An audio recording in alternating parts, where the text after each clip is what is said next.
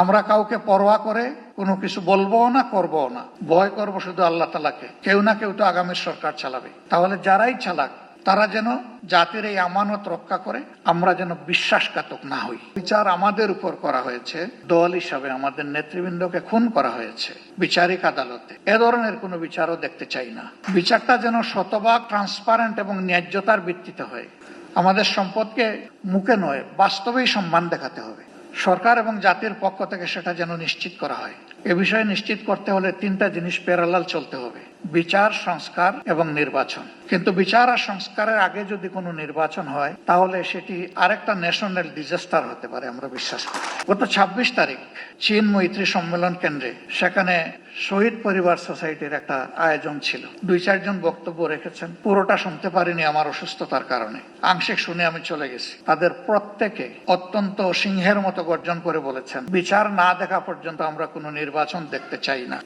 তারাই দাবি করেননি শত শত মানুষ যাদেরকে হত্যা করা হয়েছে, হাজারো মানুষ যাদেরকে পঙ্গু করা হয়েছে, তাদের সকলের বিচার করে তারপরে নির্বাচন হোক, তারা তা বলেননি। তারা বলেছেন যারা জঘন্য অপরাধী তাদের বিচারটা অন্তত 2-4টা হলেও আমরা নিচ্ছকে দেখতে চাই। আমরা দেশ এবং জাতিকে ভালোবাসি সবাই। জাতিসংঘ ফ্যাক্টস ফাইন্ডিং এ যে ফ্যাক্টস গুলা তুলে এনেছে, তার সাথে যেগুলা অপূরণ আছে সেগুলাকেও সংযুক্ত করে বিচারটা ঠিক মতো হোক। তবে আমি অত্যন্ত দৃঢ়তার সাথে বলবো যে ও বিচার আমাদের উপর করা হয়েছে, দল হিসাবে আমাদের নেতৃবৃন্দকে খুন করা হয়েছে বিচারিক আদালতে। এ ধরনের কোনো বিচারও দেখতে চাই না।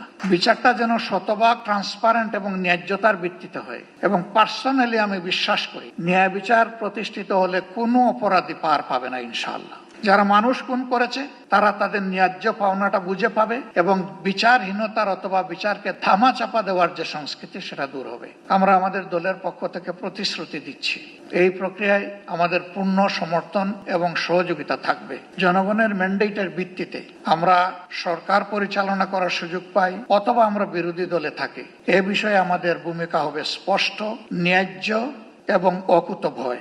আমরা কাউকে পরোয়া করে কোনো কিছু বলবো না, করবো না, ভয় করবো শুধু আল্লাহ তাআলাকে। দায়বদ্ধ থাকবো প্রথমে নিজের বিবেকের কাছে, তারপরে দেশবাসীর কাছে। অন্যান্য দলের পক্ষ থেকে একই প্রতিশ্রুতি আসুক, তা আমি প্রত্যাশা করি। কেউ না কেউ তো আগামী সরকার চালাবে, তাহলে যারাই চালাক তারা যেন জাতির এই আমানত রক্ষা করে, আমরা যেন বিশ্বাসঘাতক না হই। আল্লাহ রাব্বুল আলামিন এই ন্যায় বিচার কায়েমের পথে আমাদের সরকার এবং জুডিশিয়ারি দুইটাকে আপোষহীন পথ চলার তৌফিক দান করুন। এবং আমি এখানে আরেকবার বলবো, জুডিশিয়ারি আমাদের স্বাধীন, এই কথা শুনতে শুনতে কান দুটো প্রায় বন্ধ হয়ে যাওয়ার উপক্রম হয়েছে।